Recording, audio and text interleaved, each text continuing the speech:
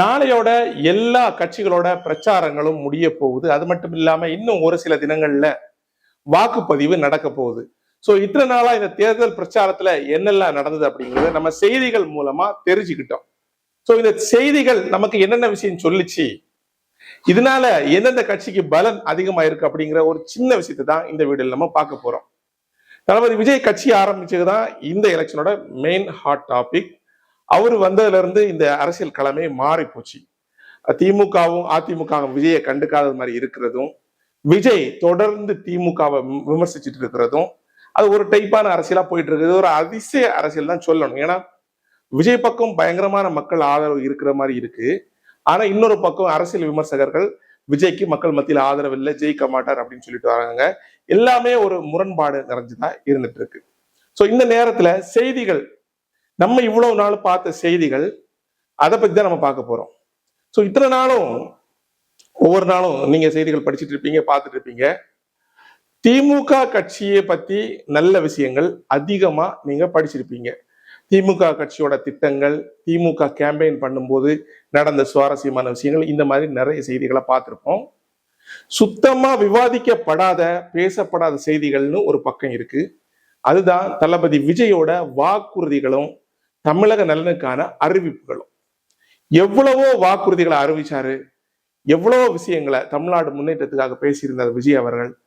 ஒரு விஷயத்தை பத்தியும் எந்த டிவி டிபேட்லயும் எந்த பத்திரிகையிலையும் விவாதிக்கவும் இல்லை, யாரும் பேசவும் இல்லை. அதுக்கு மாறா ஒரு பக்கம் திமுக அப்படி செஞ்சது இப்படி செஞ்சது அப்படின்னு திமுக பெருமைப்படுத்துற மாதிரி செய்திகள், பத்திரிகை செய்திகள் எல்லாம் வந்துட்டு இருந்து, இன்னொரு பக்கம் விஜய் ஒரு நடிகர், அவர் எப்படி ஜெயிக்க முடியும், அவர் எப்படி அரசியலுக்கு வரலாம், அவருக்கு என்ன உரிமை இருக்கு அப்படிங்கிற மாதிரியும், அவர் குடும்ப பிரச்சனையும், ஆதவ அர்ஜுனா அப்படிப்பட்டவர் இப்படிப்பட்டவர், இப்படி அந்த டிவிக்கேவே அட்டாக் பண்ற மோட்ல செய்திகள் தான் நாம அதிகமா படிச்சுட்டு வந்தோம். அதனாலதான் நான் இப்ப தமிழக மக்களுக்கு ஒரு முக்கியமான விஷயம் சொல்ல போறேன். இந்த பர்டிகுலர் விஷயத்துல இருந்தே தமிழக அந்த செய்தித்துறை, பத்திரிகையா இருக்கட்டும், டிவியா இருக்கட்டும், எந்த நிலைமையில இருக்குன்னு நீங்க தெரிஞ்சுக்கலாம். நீங்க இவ்வளவு நாளா படிச்ச செய்திகள் எல்லாமே நாம என்ன படிக்கணும்னு திமுக முடிவு பண்ண செய்திகள். அவங்க என்ன செய்தி வெளியிட நினைக்கிறாங்க அதை நம்ம படிச்சுட்டு இருந்தோம். உண்மையான செய்திகளை நாம படிக்கவே இல்லை. ஸோ அப்படி உண்மையான செய்திகள் வந்திருந்தா விஜயோட முற்போக்கு திட்டங்கள் ஏன் டிபேட்டுக்கு வரல அப்படிங்கிறது மிக முக்கியமான கேள்வி. ஸோ இந்த கேள்வியிலிருந்து இந்த எலெக்ஷனுக்கு யாருக்கு ஓட்டு போடணும் அப்படிங்கிற விடையை நீங்க கண்டுபிடிக்கணும்.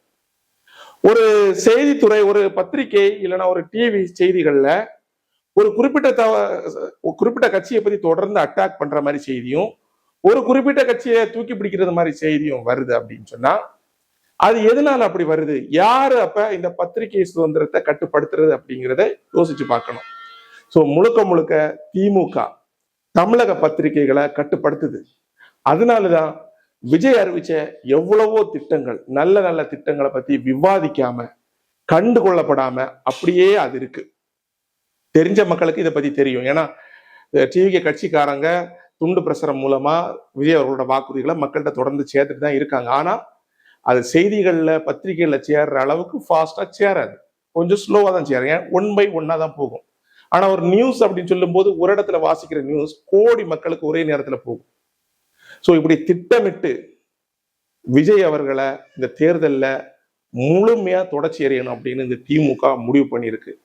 தமிழக மக்களாகிய நாம் சிந்திச்சு இப்படி பத்திரிகையே கட்டுப்பாடுல வச்சிருக்கிறவங்க தமிழக மக்களை எப்படி கட்டுப்படுத்தி வச்சிருப்பாங்க அப்படிங்கிறத நீங்க யோசித்து பார்க்கணும். காவல்துறையை பயன்படுத்துவாங்க. அவங்களோட பவர், திமுகவோட ஒரு மோசமான செயலே அவங்க ஆட்சிக்கு வந்த உடனே அவங்களோட பவரை காட்டுவாங்க. அவங்க கார்ல ஒரு கொடி வைப்பாங்க, நடு ரோட்ல நிப்பாட்டுவாங்க, யாரும் அவங்கள்ட்ட எதிர்த்து கேள்வி வைக்க முடியாது. பயம், இப்படி ஒரு சூழ்நிலையை உருவாக்குவாங்க. இதெல்லாம் நமக்கு தெரியும்.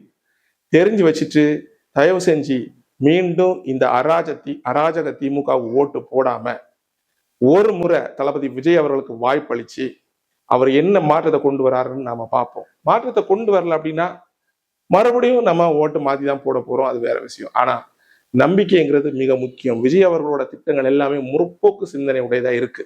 அது நிச்சயமா தமிழகத்துக்கு நல்ல ஒரு எதிர்காலத்தை வடிவமைக்கும்.